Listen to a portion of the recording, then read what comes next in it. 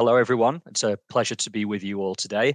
My name is Andrew Gaffney, Director of Stem Cell Manufacturing and Commercialization at STEMCELL Technologies, and I'm joined here today by Erin Knock, Associate Director of Neurobiology, who will be presenting in the second half of the talk. Now, before I move into our presentation today, I would like to note that STEMCELL acknowledges that our work spans many territories and that our head office is located in Vancouver, Canada, on the traditional and ceded territories of the Musqueam, Squamish, and Tsleil-Waututh nations. Now, to begin with our first part of the presentation today, I'll be taking you through our development of a highly characterized human iPSC line for stem cell research, and that's both in a traditional format as well as a single-use, high-density format to provide you with the opportunity to repeat your experiments with the same starting point of highly characterized cells every single time. Now, as I mentioned, my name is Andrew Gaffney, and I work as the Director of Stem Cell Manufacturing and Commercialization at STEMCELL Technologies in Vancouver, Canada. I completed my PhD on a split-site project at both the University of Leeds and the University of Sheffield in the UK in the area of pediatric oncology disease modeling using human embryonic stem cells. I've been with STEMCELL now for a little over 9 years, and in my time here, I've worked in field applications. I previously managed our pluripotent stem cell product portfolio, which includes teaser media for maintaining high-quality human pluripotent stem cells. Now I oversee stem cell manufacturing for the company. Now, STEMCELL is an advocate for standardizing PSC data reporting and quality control measures to limit experimental variability and to ensure that relevant and reproducible findings are shared. Our commercial iPSC quality assessments and release criteria have been developed based on recommendations and guidance from a number of different groups, and that includes the International Stem Cell Banking Initiative, or ISCBI, from the paper in 2009, the Global Alliance for iPSC Therapy, or GATE, from their paper in 2018, and the recently released ISSCR standards document that details the minimal criteria that all human pluripotent stem cell researchers should be working to. We took on board all recommendations from ISSCR and implemented these guidelines fully into our iPSC development processes. We've also recognized that a lack of guidelines for naming PSC lines has led to confusion and duplication of cell line names in the research field. And as a result of this, we decided to use the standardized nomenclature that was established by HPSC-Reg that unambiguously identifies a registered cell line, allows the tracing of subclones, and enables the assignment of different cell lines to a particular donor. So as you can see in the center of the screen, this standardized name consists of an institute code. In our case, that's SCT for Stem Cell Technologies, an I or an E, depending on if an iPSC line or an embryonic stem cell line is being registered, a donor ID, which is unique to every individual donor, and finally, a letter that designates the selected clone from that donor. Now, HPSC-Reg is a global registry that aims to provide the community with a central and searchable hub for PSC lines and acts as a trustworthy data source by verifying ethical and biological conformity based on community standards. If you scan the QR code on the left or follow the URL, you'll see that this takes you to the official page on the HPSC-Reg website for our cell line, SCTI003A, containing all of the information relating to donor information, ethics, derivation, culture conditions, characterization, and genotyping. Now, HPSC-Reg utilizes the APEC traffic light system, which stands for availability, pluripotency, ethics, and certified. And we've provided heightened evidence that the 3A line is pluripotent and has been donor consented with the highest of ethical standards. And because of this, HPSC-Reg has officially certified the 3A line, showing that a minimal set of ethical and scientific standards have been met. This certificate is essential for some funding agencies, including any PSC research that's funded by the European Union. So here's a table that details all of the quality control procedures that are implemented in the production of iPSC lines at STEMCELL. And as you can see, a number of cell banks are generated for each line, and that includes a master cell bank, a working cell bank, and a commercial cell bank, which is the distribution bank for iPSC vials to our customers. And in general, each of these banks are approximately 3 passages apart from each other. And all of the QC can be broken down into survival and growth that are assessed by viability and recovery assays, detection of adventitious agents by sterility testing, mycoplasma testing, and viral screening, identity testing, genomic stability and integrity by testing for the removal of residual reprogramming vector, karyotyping, 20q fish analysis, detection of CNVs by microarray analysis, and also whole exome and genome sequencing. We assess the undifferentiated state by marker expression and also pluripotency by trilineage differentiation. So here you can see the donor characteristics of the 3A cell line. The line was derived from a 48-year-old female who was clinically undiagnosed at donation. And this is one of the reasons we define this product as a healthy control.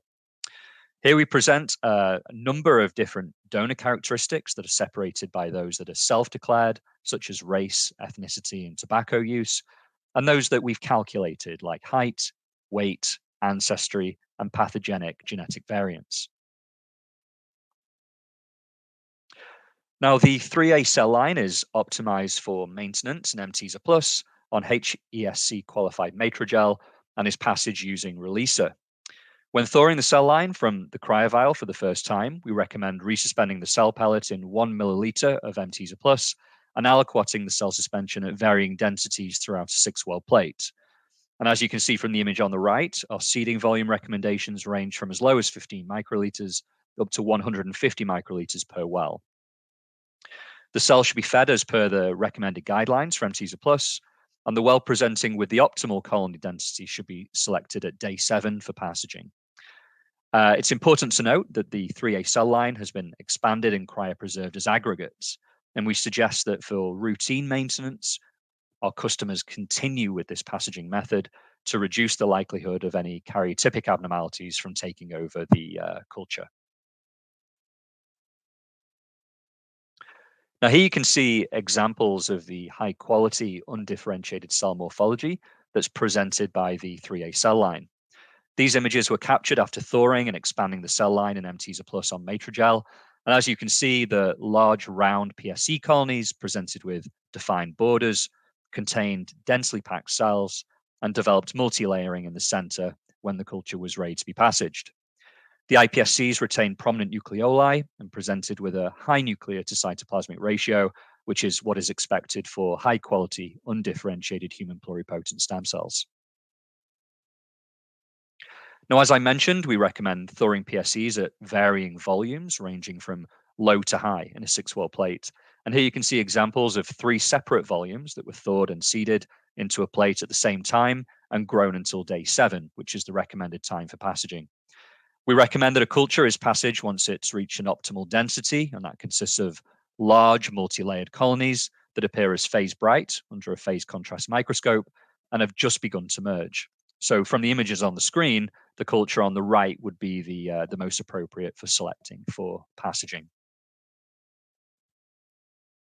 Now here you can see a selection of some of the very extensive characterization assays that the 3A line has undergone. And this includes viability and recovery assays, sterility and identity testing, genomic integrity, including whole exome and genome sequencing, among others, assessment of pluripotency by trilineage differentiation, and the undifferentiated state by marker expression and epi-pluriscore. And that's an assay that is based on assessing DNA methylation levels at 3 different CPG sites, including ANKRD46, which is methylated in undifferentiated PSCs, C14OF115, that's non-methylated in undifferentiated PSCs, and the pluripotency associated gene OCT4. Now, in 2017, Florian Merkel and Kevin Egan reported that their whole exome sequencing of 257 lines of human PSCs contained numerous mutations in P53, and the proportions of P53 mutated cells increased with the number of passages in culture and rose particularly rapidly during some steps of differentiation. Now, separately to this, at the ISSCR annual meeting in 2017, Shinya Yamanaka presented findings of a point mutation in the tumor suppressor gene B core in one iPSC line that was prepared for clinical use at Saira in Japan. And this also went on to be further described by a group at the Sanger Institute. So these findings have drawn attention to the acquisition of mutations in tumor suppressor genes in PSCs. So this was also a key focus for our analysis of this cell line. So we performed whole exome sequencing of the 3As, which allowed for the identification of genomic SNPs. And the resulting profile of genetic variants was compared against ClinVar. The statuses of P53 and BCOR were interrogated in depth, and for P53 on the top of your screen here, 7 variants were detected, and for BCOR there were 5. However, the good news is that they were all silent. And most importantly, no variants were identified that were previously reported by Florian Merkel, Yamanaka, and the Sanger, and no pathogenic or likely pathogenic variants were identified by ClinVar analysis.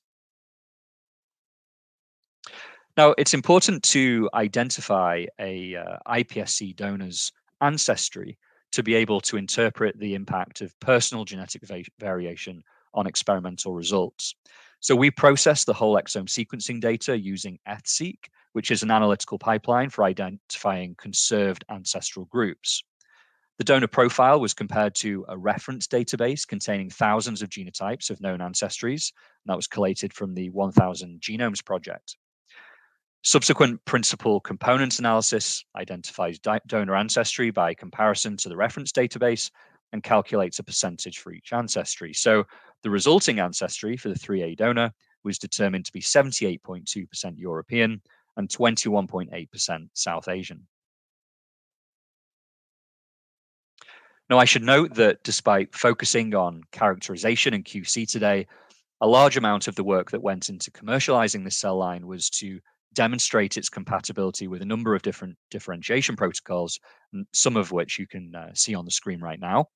We've successfully differentiated this line into cell types of all 3 embryonic germ layers, as well as 21 other cell types, and that includes neurons, cardiomyocytes, and microglia, and also organoids, including intestinal, cerebral, and brain region-specific organoids, and they were all performed using our STEMDiff kits.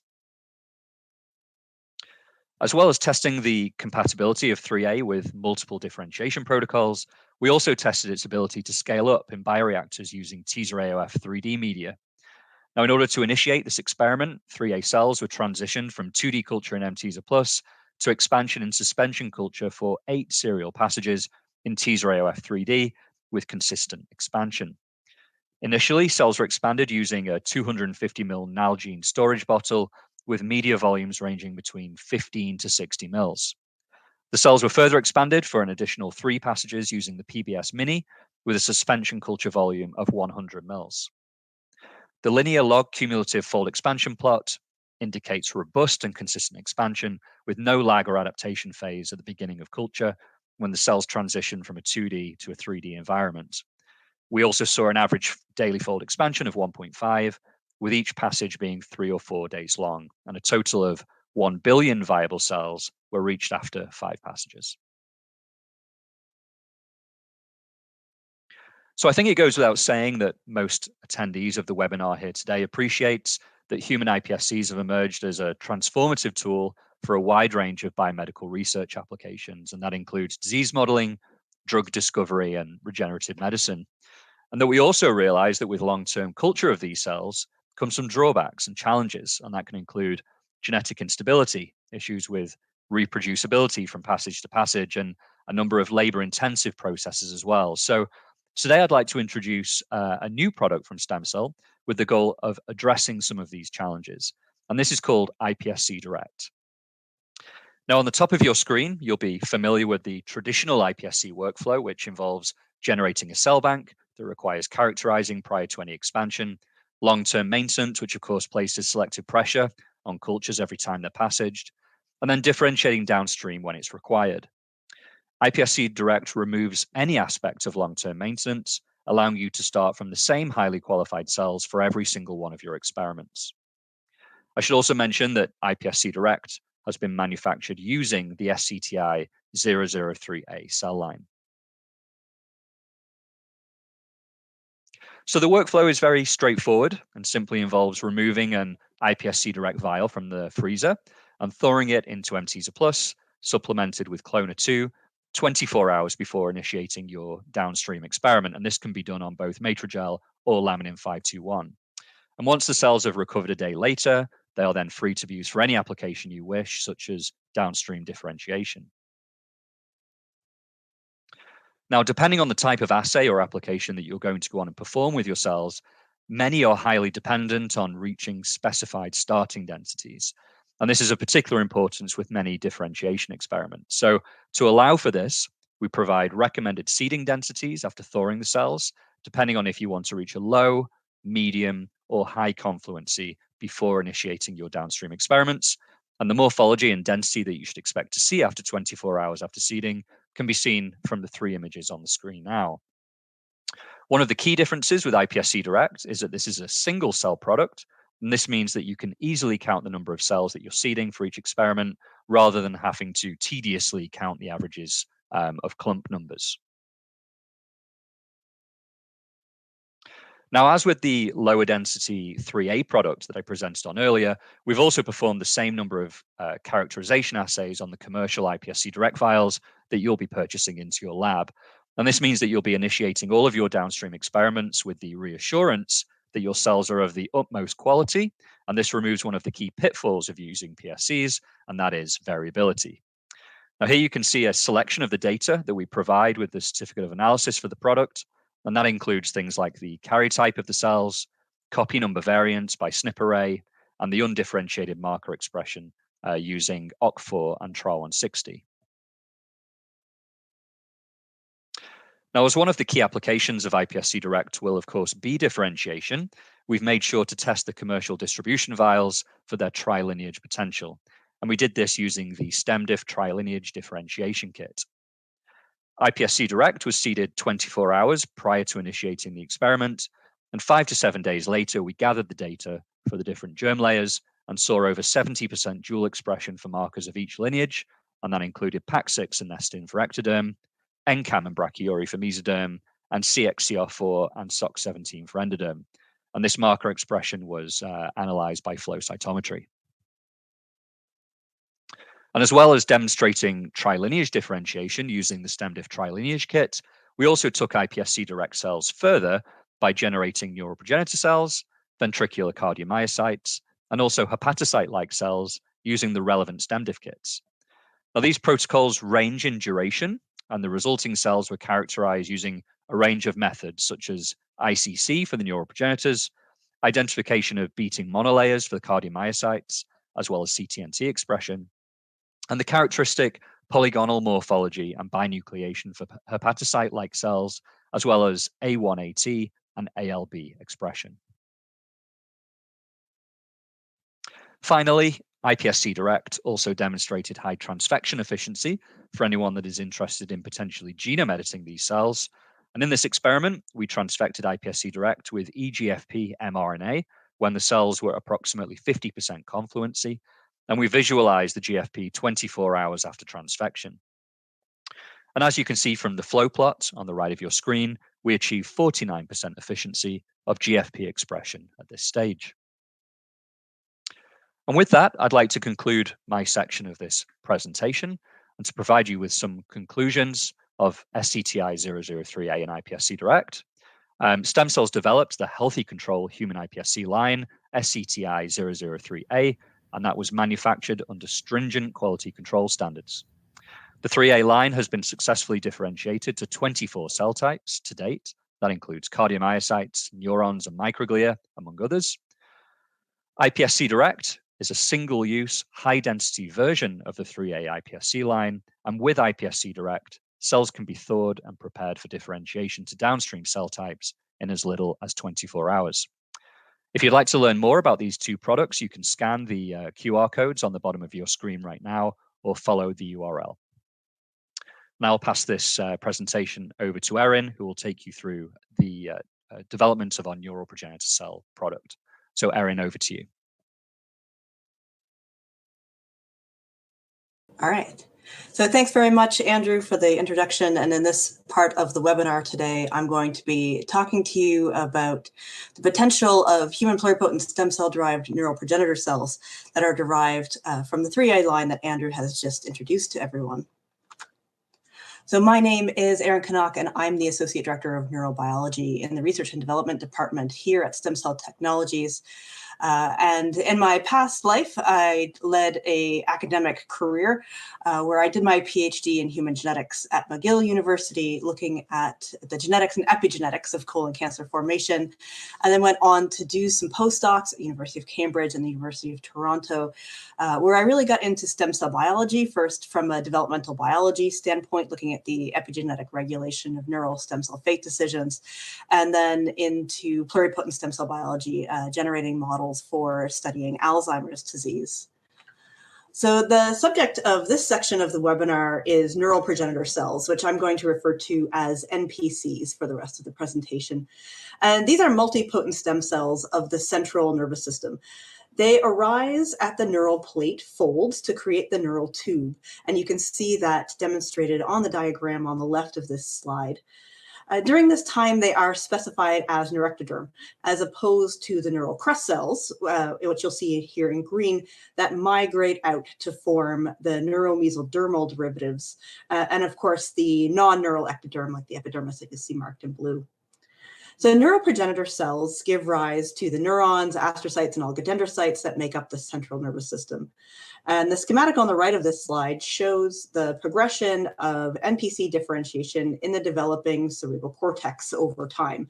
And it illustrates how the NPCs transition from the left of it in a state of self-renewal, and then towards the middle, over time, primarily neurogenesis, and then as you go on in time, switching over to gliogenesis as they build up the layers and the structure of the cerebral cortex. So since NPCs are critical for building the structure of the central nervous system, they make excellent models for studying developmental mechanisms and disease phenotypes of development. So you can see overlaid on this graphic, similar to the one I showed on the previous slide, how NPC dysfunction can lead to neurodevelopmental disorders like microcephaly and lissencephaly, which can have devastating cognitive and behavioral consequences post-birth. Additionally, changes during neurogenesis could set the stage for psychiatric and neurodegenerative diseases down the line when subtle changes in the types and ratios of neurons and glia that they generate could increase the susceptibility to environmental insults and the results of aging down the line. Now, as you can probably appreciate, neural progenitor cells are being looked at very closely for cell replacement therapy and brain repair, as they have the capacity, even into adulthood, to generate new neurons and glia to replace those that are lost through disease or injury. And this graphic summarizes some of the approaches that are used to stimulate NPCs to promote either self-renewal or differentiation to downstream cell types, including things like modifying their extracellular environment, adding circulating factors to the bloodstream to induce proliferation or differentiation, or directly stimulating them within the brain to achieve those things. Finally, a more technical use for NPCs is as a highly proliferative intermediate cell type between PSCs and terminally differentiated neurons and glia. So for those people who are interested in the downstream products of NPCs rather than the NPC biology itself, they serve as an easily manipulable, editable step that can be scaled up to generate millions of neurons. And this is especially useful for drug discovery workflows, as shown here in this diagram, where hundreds of plates are needed to be able to screen potential useful therapeutics. So to generate NPCs from pluripotent stem cells, we use the STEMDiff neural induction medium with the SMAD-I supplement, and that's pictured on the right. This medium directs the differentiation of PSCs to a forebrain type NPC. And it's doing this following signaling pathways that occur during NPC differentiation in the developing brain, similar to the signaling pathways and mechanisms that I showed in some of my earlier slides when we were looking at the diagrams of the structure of the brain. And the result of this differentiation is a pure population of NPCs that express the expected markers like PAX6 and SOX1 and nestin, as shown in the picture in the middle. So we took this protocol and scaled it up using our monolayer differentiation methodology to produce the frozen NPC cell product from the STI-003 PSC line, which Andrew has just described. So in the next section, I'm going to describe the features of this frozen NPC cell product, including the marker gene expression, and protein expression, the expansion rates over passage, and the capacity of these cells to differentiate into downstream cell types. So first off, our STI-003A derived NPCs express high levels of NPC markers like PAX6, shown here in green, SOX1, shown here in red, on the left-hand side of the screen, and in the graph quantified on the right. Similarly, we also see minimal off-target spontaneous differentiation to neurons, and that's demonstrated here by beta-3 tubulin staining in purple on the bottom left. We performed bulk RNA sequencing on the NPCs, and you can see those marked in red on this heat map. And we compared the result to the parent PSC line from the STI-003A, as you can see in red on the left of this graph, and also to some of the other ES and iPS cell lines that we differentiated to NPCs using our NIM-SMAD kit, either via the monolayer protocol or the embryonic body protocol as written on the bottom of the graph, as you can see.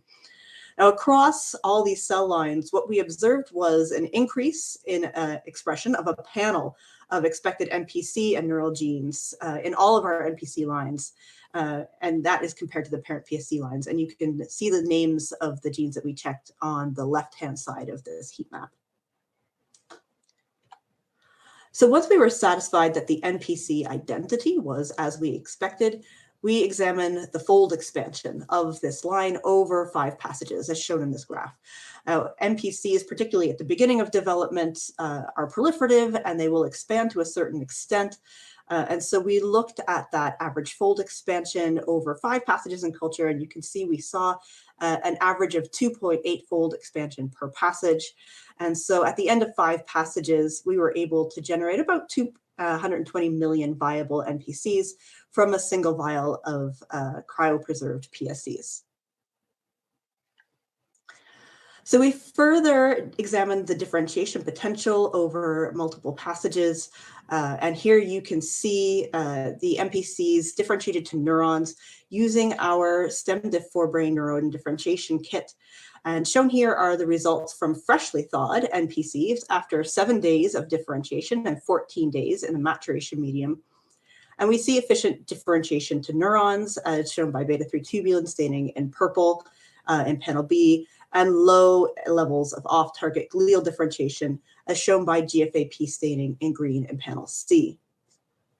When we examine the differentiation potential over multiple passages post-thaw, we saw that the NPCs retain greater than 50% neuron differentiation efficiency up to passage 5, after which we saw a drop-off in neural differentiation efficiency, along with an increase in off-target glial differentiation. And you can see that as quantified in the bottom of this picture, looking at beta-3 tubulin in red for neurons and off-target differentiation to glia marked by GFAP and S100B in green.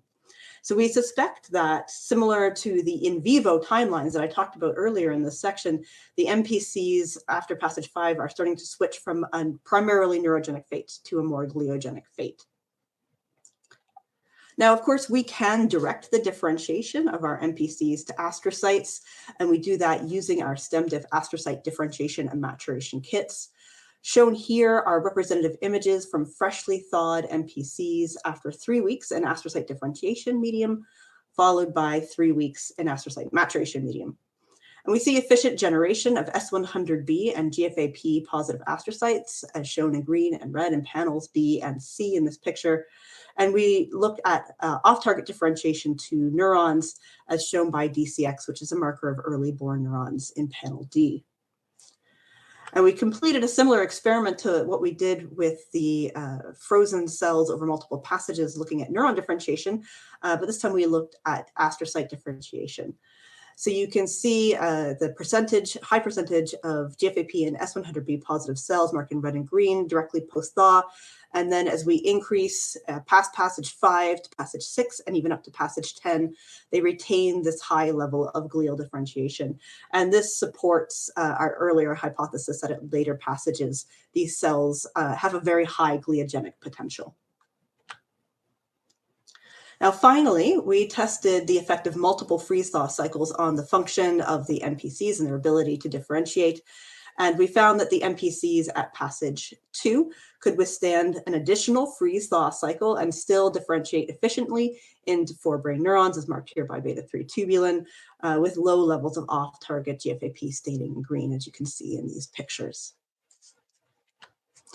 So to sum up, our STI-003 derived NPCs retain high levels of expected marker expression post-thaw. They can be reliably passaged with high neurogenic capacity up to passage 5 and high gliogenic capacity up to passage 10. The NPCs can withstand at least one additional freeze-thaw, allowing you to bank and store the NPCs for future work. And with that, we'll sum up our webinar today. We thank everyone for joining us, and we're happy to take any of your questions.